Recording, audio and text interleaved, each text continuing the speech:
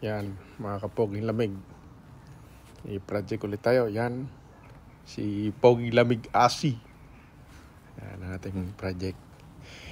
Likod bahay, garden, renovation, landscape po ulit natin.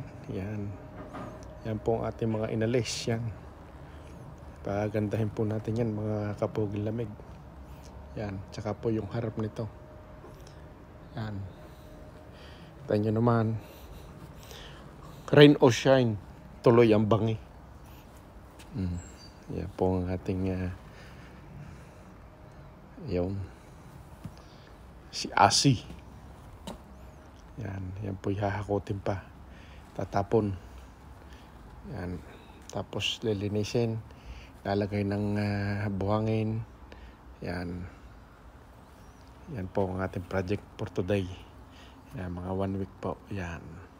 Siya. Ay, pakitahin muna ang bida. Yun, pinakita ng bida. Hindi po maambon kaya nakaganito ako. Yan guys. Ang ating pong project. Salamat po muli sa ating Panginoon. At tayo'y pinagpapatnubayan na magkaroon ng project.